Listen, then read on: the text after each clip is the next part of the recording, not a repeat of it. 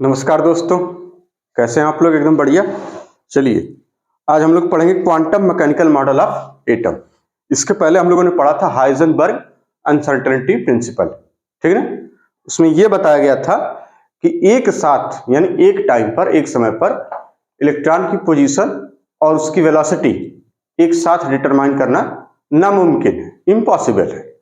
अगर ऐसा होता तो फिर वो क्लासिकल मैकेनिक्स में आ जाता, जैसा कि बड़े बड़े प्लैनेट या बड़े बड़े टुकड़े जो है एक सर्किल में या फिर एक सेंटर के एक इर्द गिर्द घूमते हैं। खैर, वो सब बातें हो चुकी। अब हम लोग पढ़ेंगे क्या, quantum mechanical model of atom. देखिए, मैकेनिक्स दो टाइप की थी, मतलब दो टाइप की का पहले तो एक ही थी, बाद में दूसरी है। एक है क्लासिकल मैकेनिक्स, एक किस पे बेस्ड होती है? Based on Newton's law of motion. किस पे बेस्ड होती है? Based on Newton's law of motion. Newton's law of motion होते हैं ना, अरे याद होगा आपको, first law, second law, third law, यानी जिसमें फोर्स, एक्सेलरेशन, वेलोसिटी, ये सारी चीजें जिस ऑब्जेक्ट के लिए हम लोग पढ़ रहे थे उसमें थे based on Newton's law of motion पे थी, ठीक है। पढ़ेंगे, ऐसा हो सकता है हम लोग अलग से खुद ही फिजिक्स पढ़ेंगे तो जाहिर सी बात है उसको भी पढ़ेंगे। तो based on Newton's law of motion. ये होती किसके लिए? तो कहेंगे फॉर माइक्रोस्कोपिक ऑब्जेक्ट के लिए। किसके? माइक्रोस्कोपिक। कौन से ऑब्जेक्ट के लिए? बड़े बड़े ऑब्जेक्ट के लिए जो आंखों से दिखे, ठीक है। जैसे पेन है, मार्कर है, आप लगाते हैं, एक्शन इक्वल टू एक्शन, मतलब होता है ना, दो बॉडी होती है, एक पे क्या लगता है, जैसे ही हम एक्शन अप्लाई करते हैं वो उधर से रिएक्शन अप्लाई करती है, इक्वल एंड अपोजिट। तो वो सारी चीजें यानी बड़ी बड़ी बॉडी के लिए, है ना, बड़ा ऑब्जेक्ट हो उसके लिए, लार्ज, जैसे स्टोन है, प्लेनेट है, और भी चीजें हैं, ऑब्जेक्ट, बड़ा ऑब्जेक्ट उसके लिए होता है। लेकिन जो क्वांटम मैकेनिक्स है ये थ्योरेटिकल साइंस है। कौन सी साइंस है? थ्योरेटिकल साइंस है। और इसमें स्टडी करी, किसकी स्टडी करी जाती है? अगर पूछा जाए क्वांटम मैकेनिक्स में हम क्या अध्ययन करते हैं, क्या स्टडी करते हैं, study of motions of microscopic object. देखिए लिखा है माइक्रोस्कोपिक ऑब्जेक्ट की स्टडी करते हैं। That have both wave like and particle like property, यानी जिसके पास पार्टिकल लाइक और वेव लाइक दोनों प्रॉपर्टी हो, हम उनकी बात करेंगे, जैसे इलेक्ट्रॉन, प्रोटॉन और न्यूट्रॉन। बात समझ में आ गई? यानी क्वांटम मैकेनिक्स एक थ्योरेटिकल साइंस है, study of motion of microscopic object that have both wave like and particle like properties, ठीक। इलेक्ट्रॉन, प्रोटॉन और न्यूट्रॉन क्या है? माइक्रोस्कोपिक ऑब्जेक्ट है, सब एटॉमिक पार्टिकल होते हैं, ठीक है, एटम के अंदर पाए जाते हैं, जिसमें कि प्रोटॉन और न्यूट्रॉन आपका पता ही कहां पाया जाता है, न्यूक्लियस में, और इलेक्ट्रॉन चारों तरफ रिवॉल्व करता है। ये कहानी काफी दिन से चल रही थी, ठीक है ना। इसको डेवलप किसने किया था? डेवलप्ड बाय कहेंगे वर्नर हाइजेनबर्ग और साथ ही साथ एरविन लिखा हुआ श्रोडिंगर, ठीक है ना। हाइजेनबर्ग और श्रोडिंगर ने इसको डेवलप किया था। अब क्या था, तो इसके बारे में जब आप बीएससी करने जाएंगे तो फर्स्ट ईयर में आपको ये श्रोडिंगर वेव इक्वेशन पूरा सॉल्व करने को मिलेगी, बीएससी के फर्स्ट ईयर में, है ना। अब वो सेमेस्टर वाइज एग्जाम हो गया, पहले ऐसा नहीं था, तो शायद फर्स्ट या सेकंड सेमेस्टर में आपको मिलेगा, ठीक है ना। बीएससी में जब केमिस्ट्री लेंगे सब्जेक्ट तो उसमें बीएससी में आपको श्रोडिंगर वेव इक्वेशन पूरा डिटेल में मिलेगा। तो वहां जब जाएंगे तो खैर हमारे सिलेबस में जितना है उतने की बात कर ले। क्या है उन्होंने क्या बताया? Based on idea of wave motion. किसके आइडिया पे? वेव मोशन के आइडिया पर श्रोडिंगर ने दिया एन इक्वेशन, और उसको बोला था इक्वेशन ऑफ क्वांटम मैकेनिक्स, या फिर उसी को श्रोडिंगर इक्वेशन बोलते हैं। बात समझ में? Based on idea of wave motion. देखिए, माइक्रोस्कोपिक ऑब्जेक्ट है तो उसमें वेव लाइक और पार्टिकल लाइक प्रॉपर्टी होगी, तो उसकी पूरी मैकेनिक्स ही अलग होगी, क्योंकि हर बार आपको दोनों ऑब्जर्व करना है कि वो वेव लाइक भी है और पार्टिकल लाइक भी है। तो पार्टिकल लाइक है तो इसका मतलब उसमें अंदर एनर्जी होगी, उसका मास होगा, सब कुछ जो आप जानते हैं। जब अगली वेवलेंथ कोई उसमें कहेगा लैम्डा इक्वल टू h/p हो जाएगा। यानी वेव लाइक और पार्टिकल लाइक दोनों कैरेक्टर आ गए उसमें, डे ब्रागली वेवलेंथ में। डे ब्रागली की जो वेवलेंथ थी उसमें दोनों कैरेक्टर आ गए। यानी जब उन दोनों को एक साथ स्टडी करी जाए तो एक नई मैकेनिक्स डेवलप होती है, और उस नई मैकेनिक्स को श्रोडिंगर ने दिया था, हाइजेनबर्ग और श्रोडिंगर ने मिलकर दिया था, और उन्होंने बताया आइडिया ऑफ वेव मोशन के अकॉर्डिंग श्रोडिंगर ने एक इक्वेशन दी जिसको कहा जाता है इक्वेशन ऑफ क्वांटम मैकेनिक्स या फिर श्रोडिंगर इक्वेशन। इन्होंने क्या बताया कि फॉर ए सिस्टम, और वो सिस्टम कैसा होना चाहिए? एटम या molecule whose energy does not, देखिए लिखा हुआ does not change with time, जिसकी एनर्जी समय के साथ न बदले, उसके लिए total energy of the system क्या हो जाएगी? E is equal to wave function. ये जो साई का साइन देख रहे हैं, साई PSI लिखा रहता साई, ये साई है, ठीक है ना, ये एनर्जी है, ये साई यानी energy of the system into wave function. अब वेव फंक्शन ऑफ पार्टिकल, जिस पार्टिकल की आप बात करेंगे इलेक्ट्रॉन प्रोटॉन न्यूट्रॉन, उसकी इज इक्वल टू हैमिल्टन, देखिए इसको बोला जाता है क्या, हैमिल्टोनियन, इसको बोलते हैं, एक मैथमेटिकल साइन है जिसको कहा जाता है हैमिल्टोनियन। इस ये सब जानने की जरूरत नहीं है अपने को, लेकिन एनसीईआरटी में चूंकि हल्का सा दे रखे हैं तो उतना जान लेते हैं बहुत। हैमिल्टोनियन साइन इसको बोलते हैं। और ये वेव फंक्शन यानी energy into wave function of the particle is equal to Hamiltonian wave function, इतना होता है, ठीक। अब जहां पे साई क्या, wave function of the particle. आगे बता रही है टोटल एनर्जी किस चीज के लिए, टोटल एनर्जी में क्या क्या आएगा, तो कहेंगे काइनेटिक एनर्जी ऑफ ऑल, देखिए लिखा ना, ऑल सब एटॉमिक पार्टिकल, कौन से, सब एटॉमिक पार्टिकल। और साथ ही साथ उसमें दो ही चीज होगी, एक तो काइनेटिक एनर्जी और पोटेंशियल एनर्जी। इस सिस्टम में हम दो ही ऑब्जर्व करते हैं, क्या हो जाएगा, काइनेटिक एनर्जी ऑफ ऑल सब एटॉमिक पार्टिकल, जैसे इलेक्ट्रॉन, प्रोटॉन और न्यूट्रॉन। अब प्रोटॉन न्यूट्रॉन को मिला क्या बोला जाता है, न्यूक्लियस, यानी न्यूक्लियस की और इलेक्ट्रॉन की। आगे बता रहे हैं इसमें क्या होगा, अट्रैक्टिव पोटेंशियल एनर्जी, कौन सी, अट्रैक्टिव, अट्रैक्शन किसके बीच होगा, न्यूक्लियस और इलेक्ट्रॉन के बीच, यानी प्रोटॉन एंड इलेक्ट्रॉन के बीच, यानी electron and neutron, nucleus. Repulsive potential energy among electrons में, यानी इलेक्ट्रॉन्स आपस में रिपेल करेंगे तो वो वाली पोटेंशियल एनर्जी। और साथ ही साथ प्रोटॉन भी आपस में रिपेल करेंगे तो वो वाली पोटेंशियल एनर्जी, यानी repulsive potential energy among nuclei, किसमें, न्यूक्लियाई। बात समझ में आ गई। तो ये जो है इसके बारे में ज्यादा जानना नहीं है, लेकिन इससे क्या चीज निकल के आएगी ये ज्यादा ही मजेदार है। यानी इस वेव इक्वेशन से, श्रोडिंगर इक्वेशन बोलते हैं ना, श्रोडिंगर वेव इक्वेशंस या Schrodinger quantum mechanic equation of quantum mechanics, इसको सॉल्व करने के बाद क्या आएगा वो ज्यादा मजेदार है ना। इसलिए इसको सिर्फ आपको नोट कर लेना, इससे क्वेश्चन नहीं पूछे जाएंगे। सिर्फ एक बार ये कहीं पूछा गया था, नीट में तो नहीं, मेरे ख्याल से कोई और एग्जाम था उसमें पूछा गया था, शायद एमसीआई वगैरह में, पता नहीं, पूरा ध्यान तो नहीं आ रहा, सिर्फ एक बार किसी एग्जाम में पूछा गया। यानी क्या, वेव फंक्शन, इसको बोलते प्रोबेबिलिटी डेंसिटी। ये जो है ना डेल्टा, ये change in probability, change in wave function of the particle का स्क्वायर लिखा हुआ है यहाँ पे, ये प्रोबेबिलिटी डेंसिटी का square, D square upon D X square plus का D square upon D Y square plus D square upon D Z square, differential form था ये, बस इतना। एक्स वाई जेड जहां पे एक्सिस होती है, मतलब ये होता है कि कोई पार्टिकल है, जैसे कोऑर्डिनेट है, आप जब कोऑर्डिनेट सिस्टम पढ़ेंगे, मतलब ऐसे पढ़ते ना, ये ऐसे और एक एक्सिस बाहर की तरफ, कोई पार्टिकल यहाँ पे लाई कर रहा है, ठीक, तो पार्टिकल की पोजीशन, या आप कहते हैं ना यहाँ की एक निर्देशांक है उसका, एक कोऑर्डिनेट सिस्टम में एक्स वाई जेड तीनों में लाई कर रहा है वो, उसी के लिए यानी वो प्रोबेबिलिटी, उस पार्टिकल के पाए जाने की संभावना कहां से, न्यूक्लियस से, कहां से, न्यूक्लियस से, यहां से। देखिए ये एक एक्सिस ये होती है, एक एक्सिस ये और एक एक्सिस ऐसे बना ले, मान लीजिए यहां पर वो पार्टिकल है ऐसे, समझ पा रहे हैं आप लोग, एक ऐसे ऐसे, एक ऐसे, एक ऐसे, तो पार्टिकल यहां पर है, यहां पर इस पॉइंट से यहां पर, ठीक। तो यहां से पाए जाने की संभावना यानी उसकी probability of finding the particle, वो कितना हो जाएगा, फ्रॉम दिस ओरिजिन, जिस ओरिजिन को आप ये ओरिजिन जिसको हम न्यूक्लियस कहे, यहां पर उसको न्यूक्लियस कहा जाएगा, वहां से पाए जाने की संभावना क्या होती है, डी स्क्वायर अपॉन, ये इक्वेशन को सॉल्व करने के बाद आती है, तो वो हो जाती है D square upon D X square plus का D square upon D Y square, यानी एक्स एक्सिस में कितना वो लाई कर रहा है उसको डिफरेंशिएट कर लीजिए, उनमें डबल डिफरेंशिएशन है ना, यहां पर जिसको डबल कहते हैं, लेकिन होता वो कुछ और है, बाद में उसके बाद D square upon D Z square, इसकी बात करते हैं। तो वहां से वो पार्टिकल की प्रोबेबिलिटी डेंसिटी निकल आती है और हम बता ले जाते हैं कि उसमें, और ये जब सॉल्व करते हैं किसी इलेक्ट्रॉन एटम के लिए तो कई सारे लेवल्स मिलते हैं, उन्हीं को बोला जाएगा क्वांटम नंबर्स। तो अगले टॉपिक में हम लोग वही अभी डिस्कस करने वाले हैं, इसको नोट कर लीजिए जल्दी से, ठीक है ना।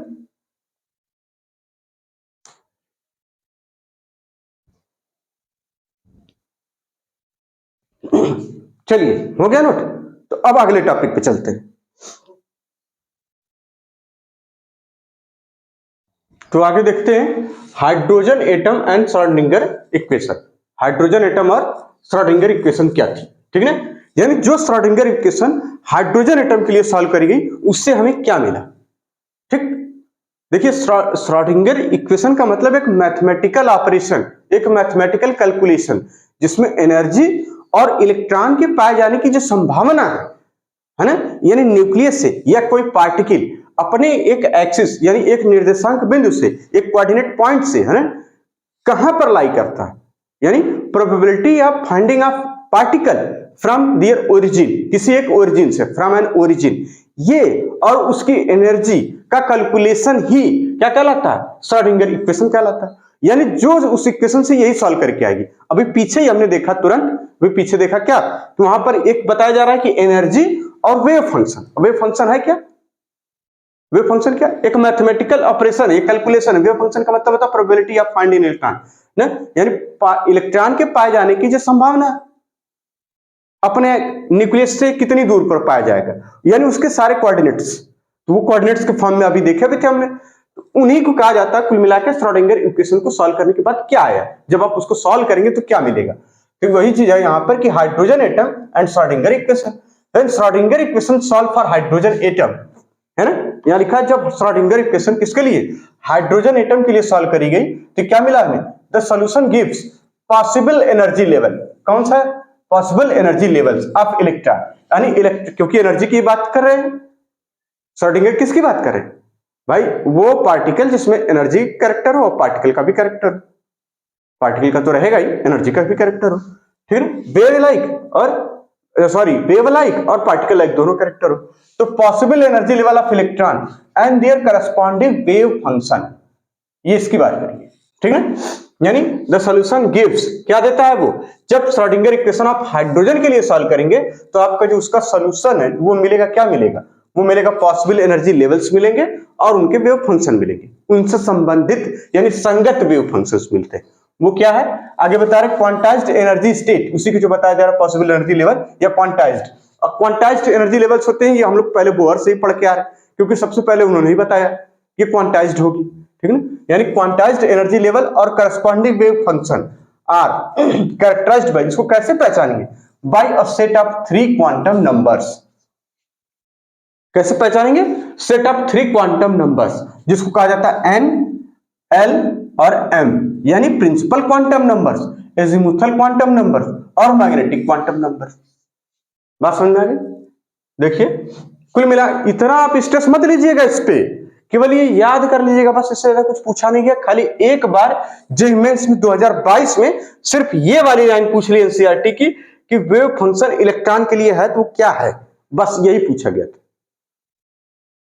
पहली बार जेईई मेंस 2022 में सवाल आया, इसका मतलब चांस तो कहीं ना कहीं है कि हो सकता है नीट में ना पूछ ले इसी में कि बताओ ये जो 3 सेट ऑफ क्वांटम नंबर से कहां से आई, तो आप बता देंगे कि भैया वो जो किसी इलेक्ट्रॉन को जब किसी हाइड्रोजन एटम के लिए, हाइड्रोजन एटम में किसी इलेक्ट्रॉन के लिए जब श्रोडिंगर वेव इक्वेशन सॉल्व करी गई तो ये 3 से उनको जो श्रोडिंगर इक्वेशन सॉल्व करी गई तो पॉसिबल एनर्जी लेवल मिले और उससे ही जुड़ी उसकी वेव फंक्शन मिले, और उस वेव फंक्शन और ये एनर्जी लेवल्स को डिस्क्राइब करने के लिए, पहचानने के लिए, उनकी पहचान के लिए 3 सेट्स ऑफ क्वांटम नंबर बनाएंगे, है ना। सेट है, ये सेट में होते हैं n, l, m, ये किसी भी इलेक्ट्रॉन के लिए आएगा। अभी इलेक्ट्रॉन अभी क्वांटम नंबर्स क्वांटम नंबर्स जब पढ़ेंगे तो आएगा इसमें, ठीक है ना, घबराने की जरूरत नहीं है।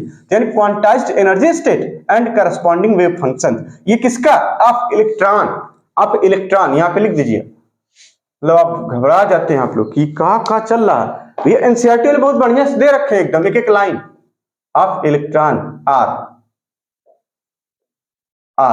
मतलब इलेक्ट्रॉन की क्वांटाइज्ड एनर्जी स्टेट और उसका वेव फंक्शन, और वेव फंक्शन हमने कहा था साई से डिनोट किया जाएगा। अब वेव फंक्शन है क्या? कोऑर्डिनेट्स, और कुछ है नहीं, ये कोऑर्डिनेट्स है ना, ये कोऑर्डिनेट सेट है। ये कोऑर्डिनेट मतलब जैसे एक्सिस है एक्स वाई जेड, एक्सिस में कहां पाया जाएगा? जैसे एक एक्सिस है, एक इधर वाई और उधर ऊपर जेड, तो हम कह रहे हैं इस ओरिजिन से इलेक्ट्रॉन यहां पाया जा सकता है, यानी इसका आप बताएंगे वेव फंक्शन ऑफ इलेक्ट्रॉन, आप ऐसे बोलेंगे इसको बस, ठीक है ना। तो ये वेव फंक्शन उसका यानी पाए जाने की प्रायिकता, प्रोबेबिलिटी, ठीक, characterised by set of 3 quantum numbers n, l और m। इसको बोलते हैं प्रिंसिपल क्वांटम नंबर्स, इसको बोलते हैं एजीमुथल क्वांटम नंबर्स, है ना। Principal quantum numbers, azimuthal quantum numbers, 2 नाम और हैं, वो क्वांटम नंबर्स में पढ़ लेंगे। सब्सिडियरी भी बोलते हैं और ऑर्बिटल एंगुलर मोमेंटम भी बोलते हैं। ये हम मैग्नेटिक क्वांटम नंबर, ठीक है ना, ये चीजें। When इलेक्ट्रॉन आगे बता रहे हैं, when electron is in any energy state, जब किसी भी एनर्जी स्टेट में होता है तो करस्पॉन्डिंग वेव फंक्शन गिव्स, ये जो इससे जुड़ी, इससे संगत, जो करस्पॉन्डिंग यानी करस्पॉन्डिंग का मतलब होता है संगत, ठीक है, इससे संबंधित wave function give all information, वो जो वेव फंक्शन है ये सभी इंफॉर्मेशन देगा उसके ऑफ द इलेक्ट्रॉन। ठीक है ना। आगे बता रहे, बात समझ में आ गई। When electron is in any energy state, तो उससे संबंधित उस समय उसका जो वेव फंक्शन है वो सारी जानकारी आपको दे देगा। आगे बता रहे हैं वेव फंक्शन जो साई है वो है क्या, वो बार बार बता रहे कि ये मैथमेटिकल फंक्शन है, it has no physical meaning. इसका कोई फिजिकल मीनिंग नहीं है कि जैसे आप एक राशि है, जैसे राशि मतलब क्वांटिटी है, जैसे एक फोर्स डिफाइन करिए, वेलोसिटी डिफाइन करिए, है ना, एनर्जी डिफाइन करिए, इस तरीके का ये नहीं है। ये क्या है, मैथमेटिकल फंक्शन। ठीक है ना, ज्यादा दिमाग मत लगाइए, केवल बस याद रख लीजिए। एंड इसकी जो वैल्यू है वो डिपेंड कर दी है कोऑर्डिनेट से। देखिए coordinate and value depend on coordinates of the electron in the atom. Coordinates पे डिपेंड करती है, एक्स वाई जेड के कोऑर्डिनेट्स पर इसकी वैल्यू हो सकता है कभी बहुत दूर हो सकता है कभी बहुत पास हो इलेक्ट्रॉन। जब पहली बार इससे में होगा तो बहुत पास होगा, है ना। तो इसकी बात करें, आगे बता रहे सच वेव फंक्शन, ऐसे वेव फंक्शन हाइड्रोजन और हाइड्रोजन लाइक स्पीशीज के लिए ये जो वेव फंक्शन है इसी को कहा जाता है एटॉमिक ऑर्बिटल्स। ये क्वेश्चन अब की बार जेईई 2022 ने खूब पूछा, दबा के पूछा उसने कि ये एटॉमिक ऑर्बिटल्स हैं क्या। तो किसी ने, उसमें कई ऑप्शन थे, सबने अपने मन का ऑप्शन लगाया।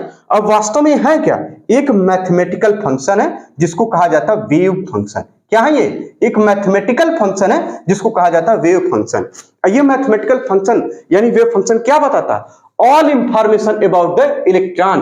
कब, जब ये इलेक्ट्रॉन किसी भी एनर्जी स्टेट में हो, यानी इलेक्ट्रॉन किसी भी एनर्जी लेवल्स में हो, उसका जो वेव फंक्शन है वो उसके बारे में सभी जानकारी देगा। और वेव फंक्शन है क्या, ऑर्बिटल। अब ये ऑर्बिटल में ही तो इलेक्ट्रॉन रहेगा।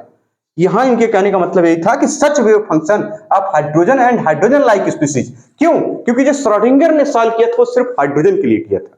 मल्टी इलेक्ट्रॉन में इसमें इतनी कठिन काम हो जाएगा कि बस की बात नहीं, कंप्यूटर्स का इस्तेमाल करना पड़ता है। ठीक है ना, तो वहां पे उसकी जरूरत हम लोग को है भी नहीं अभी। तो यहां पे क्या, such wave functions of hydrogen and hydrogen like species called atomic orbitals. इसको जरा इंपॉर्टेंट लगा लीजिए, 2022 में आ गया था, तो चांस नहीं लेने का अपने को। ठीक है ना, तो एटॉमिक ऑर्बिटल्स क्या है, वेव फंक्शंस हैं, wave functions of the electron. अब वेव फंक्शंस क्या है, वेव फंक्शन की वैल्यू डिपेंड करती है कोऑर्डिनेट्स पे। और यही चीज अगर आप वेव फंक्शन सही सही पता चल जाएगा तो आपको शेप मिलने लगेगा ऑर्बिटल्स का। आप ये बताएगा, ये वेव फंक्शन बताएगा कि न्यूक्लियस से इतनी दूरी पर एस वाली ऑर्बिटल यहां से यहां तक की, बस इसमें यहीं से यहीं तक पाए जाने की संभावना है। पी वाली में ऐसे इलेक्ट्रॉन पाए जाने की संभावना है, ऐसे डंबलाकार, है ना, डंबल की तरीके, इस तरीके से, समझ रहे हैं। डी वाली में दो डंबल आपस में लगा के वहां पाए जाने की संभावना है। जब आप ये वेव फंक्शन जानेंगे तो पता चलेगा उनका शेप कैसे आता है। ठीक है, तो इसको बताएगा। नोट एप्लीकेशन, अब एक नोट देखिए लिखा हुआ है यहाँ पे, application of Schrodinger equations to multi electron present a difficulty. यानी अगर मल्टी इलेक्ट्रॉन्स हो जाएंगे तो वहां पर क्या हो जाएगा, बहुत कठिनाई होगी, ये सॉल्व नहीं होगा उसके लिए। तो उसके लिए क्या करना पड़ता है, कंप्यूटर्स का इस्तेमाल करना पड़ता है और सारी जानकारी वहां से पता चलती है। ठीक है ना, तो उसकी बात हम लोग करेंगे। आगे बता रहे that is it can not be solve, ये हल नहीं किया जा सकता श्रोडिंगर वेव इक्वेशन को एग्जैक्टली एकदम सही सही अंदाजों से काम चला सकते हैं, है ना, फॉर मल्टी इलेक्ट्रॉन एटम। तो ये भी hydrogen and hydrogen like species के लिए ही है। हाइड्रोजन लाइक स्पीशीज जैसे हीलियम प्लस, जिसमें एक इलेक्ट्रॉन है सिर्फ, तो हीलियम प्लस हो जाएगा, लिथियम प्लस 2 हो जाएगा, बेरिलियम प्लस 3 हो जाएगा। यानी इस तरीके के लिए ये सही है। पूरा अच्छे से इसको नोट करिएगा, बहुत एकदम ये वाला जो आया था अब की ही बार आया 22 में। ठीक है ना, चलिए ठीक, अब आगे हेडिंग चलिए, important features of the quantum mechanical model of atom. ठीक है, इसको हम रफ कर दे रहे हैं।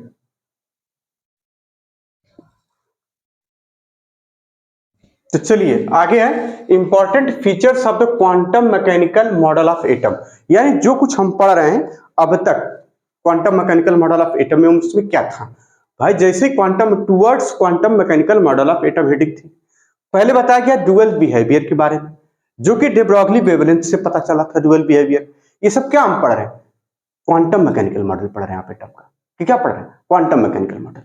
उसके बाद हमने क्या पढ़ा, साथ ही साथ हाइजेंसबर्ग का अनसर्टेनिटी प्रिंसिपल, जिसमें उन्होंने बताया था कि एग्जैक्ट पोजीशन और exact velocity of electron with in an atom is एक साथ, यानी नॉट पॉसिबल, एक साथ आपको डिटरमाइन करना संभव नहीं है।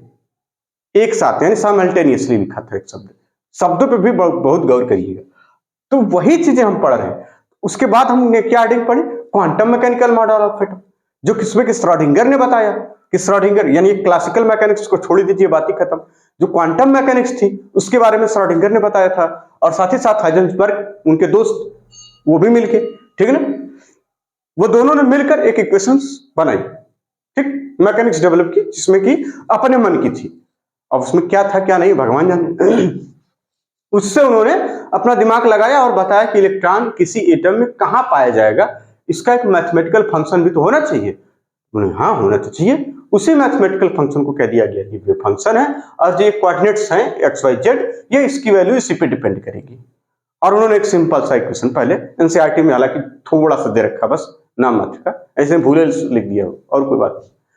तो ये क्या इसकी यानी इसके जो मॉडल है इसके क्या फीचर्स हैं, इसी चीज को हम पढ़ रहे हैं, important features of the quantum mechanical model of atom. यानी पहली बात, the energy of electrons in an atom is quantized, ठीक, ये बात हो गई। दूसरी बात, the existence of quantized energy levels is direct result of the wave like properties of electron. यानी ये जो एग्जिस्टेंस है, एग्जिस्टेंस का मतलब अस्तित्व है ना, क्वांटाइज्ड एनर्जी लेवल का जो अस्तित्व है ये कहां से आपको मिलता है, ये क्या है, इसका अस्तित्व डायरेक्ट रिजल्ट है वेव लाइक प्रॉपर्टी का, क्योंकि इलेक्ट्रॉन के अंदर वेव लाइक प्रॉपर्टी है, इसीलिए उसका क्वांटाइज्ड एनर्जी लेवल उसको मिलता है। सीधा संबंध है एक तरीके से, सीधा परिणाम है ना। आगे बता रहे, both exact position and exact velocity of N electron in an atom can not be determined simultaneously, है ना, can not be determined simultaneously, एक साथ आप डिटरमाइन नहीं कर सकते। आगे बता रहे हैं, N atomic orbital is wave function. यानी एटॉमिक ऑर्बिटल्स क्या है, वेव फंक्शन है। एटॉमिक ऑर्बिटल क्या है, वेव फंक्शन। जैसे एस ऑर्बिटल वेव फंक्शन, एक पी ऑर्बिटल, ये नाम भले ही दे दिया गया, वो एक मैथमेटिकल फंक्शन के बाद नाम दिया गया।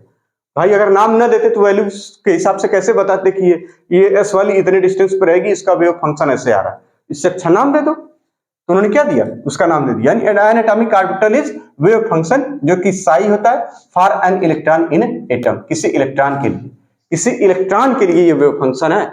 याद रखिए, किसी इलेक्ट्रॉन के लिए, न्यूक्लियस के लिए वेव फंक्शन नहीं था, सारा कुछ इलेक्ट्रॉन्स के लिए चल रहा है। कि आखिर इलेक्ट्रॉन मतलब एक ऐसी, मतलब क्या बताएं, एक ऐसा खतरनाक चीज, इलेक्ट्रॉन पूरा हिला के रखा है ब्रह्मांड को। जब से वो खोजा गया और तब से लेके आज तक, तब मारे और उला के रखा सब। लेकिन उसके कितने एप्लीकेशंस के फायदे मिले, यानी आपकी जो डिवाइसेस हैं, कंप्यूटर्स हैं, ये सारी चीजें, आप जितनी चीजें पढ़ रहे हैं वो इलेक्ट्रॉनिक्स का, इलेक्ट्रॉनिक्स एंड इलेक्ट्रिक, इलेक्ट्रॉन से रिलेटेड है सारी चीजें। ये जब इलेक्ट्रॉन फ्लो करना शुरू हुआ तो करंट बही, इलेक्ट्रॉन्स आगे किसी मेटल्स में इधर उधर चिप्स, जो सेमीकंडक्टर्स डिवाइसेस में देखा गया, मतलब यानी इसके सारे एप्लीकेशंस हैं सिर्फ इलेक्ट्रॉन के। जब से इसकी खोज हुई तब से लेकर केवल और केवल ये क्या किया, परेशान किया और खूब एप्लीकेशन दिया इस दुनिया को, ठीक। अलग अलग साइंटिस्टों ने इस पर काम किया और अलग अलग एप्लीकेशंस बनाते चले गए। जितने भी इलेक्ट्रिक या इलेक्ट्रॉनिक्स डिवाइसेस हैं सब किससे कंट्रोल होती है, भाई मोशन ऑफ इलेक्ट्रॉन है तो करंट है, इलेक्ट्रॉन रुका हुआ है तो महाभारत है ना। इसका मतलब अब जैसे पिक्चर है, टेलीविजन पिक्चर जब चली तो उसमें बताया गया कि भैया इलेक्ट्रॉन इधर से जाके उधर टकराता है, पिक्चर में एक रेज बताने गया था, डिस्चार्ज कैथोड ट्यूब, अरे भैया कैथोड वाली ट्यूब या discharge tube, cathode ray tube, जो थॉमसन ने बहुत पहले ही करके देख लिया था, बाद में इसी को लोगों ने पिक्चर ट्यूब पे इस्तेमाल कर लिया था। पिक्चर मार रहा ही हुआ है सारे के, इसके कितने एप्लीकेशन अभी और हैं, न जाने क्या क्या है, क्योंकि ये इलेक्ट्रॉन है ना, पूरे ब्रह्मांड में सबसे इंपॉर्टेंट इलेक्ट्रॉन है, बाकी सब फालतू है। इलेक्ट्रॉन और उसके दोस्त यार, ठीक है ना, इसको। और सबसे और कौन महत्वपूर्ण लोग हैं, जो इस पे काम करने वाले लोग हैं, अब बाकी बतियाने वाले तो बहुत मिलेंगे, तमाशा करने वाले बहुत है ना, जो इस पे काम करने वाले लोग हैं वो बड़े महत्वपूर्ण लोग हैं, वो इंपॉर्टेंट, वो महान लोग हैं, है ना, क्योंकि वही सारी चीजें दे रहे हैं जो इस पे काम कर रहे हैं। तो सब कुछ इलेक्ट्रॉन का था। Atomic orbitals is a wave function psi for an electron in atom. आगे बताया जा रहा है the probability of finding electron, बाहर इलेक्ट्रॉन है, जलवा है भाई ये तो। The probability of finding electron at a point within an atom, किसी एटम में। देखिए अब इसको थोड़ा सा हमने क्या किया कि डायरेक्टली प्रोपोर्शनल का साइन लगाने के लिए उधर के बजाय यही लिख दिया। ये एक ही में है विद इन। देखिए द प्रोबेबिलिटी, प्रोबेबिलिटी का मतलब होता है हिंदी में प्रायिकता, पाए जाने की संभावना। देखिए संभावना तो अलग है, प्रायिकता है कि हाँ कुछ ना कुछ जरूर मिलेगा। संभावना में मिलने और ना मिलने की बात दोनों होती है, शब्दों में बड़ा फर्क होता है। लोग कहते हैं कि आसान वाला शब्द इस्तेमाल करिए, आसान वाले शब्द से आप अंदाजा लगा सकते हैं सिर्फ। पाए जाने की प्रायिकता, अब प्रायिकता का मतलब मिलेगा तो जरूर, इतना तो तय है, लेकिन हाँ पाए जाना, अब यहां मिलेगा वहां मिलेगा कहां मिलेगा। अब संभावना शब्द है, उसका मतलब मिलेगा, पता नहीं मिले या ना मिले, ये दोनों अर्थ हैं। तो इसलिए अब बार बार हम बोले प्रायिकता यानी मिलेगा ही, लेकिन अब कहां मिलेगा ये अलग है। यानी the probability of finding electron at a point is directly proportional at a point within an atom. इसको पूरा लाइन पढ़िएगा, the probability of finding electron at a point within an atom directly proportional to, देखिए wave function, mod of wave function, ये mod of wave function का square. ये जो mod of wave function है, mod मतलब mod, अरे किसी vector quantity को जब मॉड करना होता है उसका स्क्वायर कर सकते हैं, तो उसका मॉडिफिकेशन मॉडुलस है ना, मॉडुलस, इसको मॉड कहते हैं सिंपली। ठीक, ये क्या है, अब वेव फंक्शन का जो स्क्वायर है इसको बोला जाता है प्रोबेबिलिटी डेंसिटी। क्या बोला जाता है, प्रोबेबिलिटी डेंसिटी। और सिर्फ अगर ये लिखा हुआ तो ये क्या है, सिर्फ ये लिखा तो ये क्या है, वेव फंक्शन, और ये क्या है, प्रोबेबिलिटी डेंसिटी। तो इलेक्ट्रॉन पाए जाने की संभावना किससे निकाली जाएगी, प्रोबेबिलिटी डेंसिटी से, प्रोबेबिलिटी डेंसिटी से, इस साई के मॉड के स्क्वायर से, या सिंपली साई स्क्वायर से। ठीक, ऑलवेज, और ये कैसा होता है, ऑलवेज पॉजिटिव। बात समझ में आ गई, कोई दिक्कत, नोट कर लीजिए इसको तुरंत, ठीक है ना।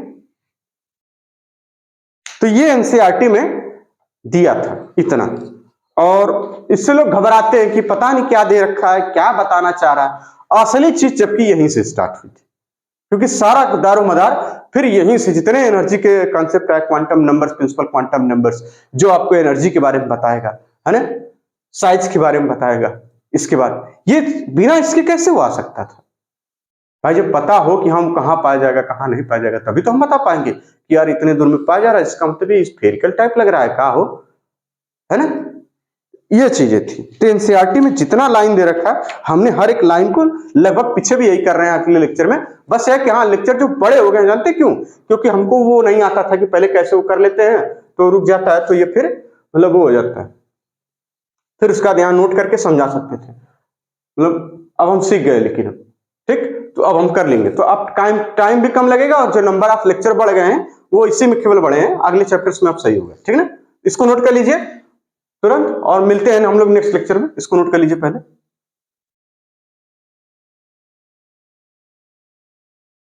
ठीक, हम मिलते हैं नेक्स्ट लेक्चर में हम लोग, तब तक के लिए धन्यवाद।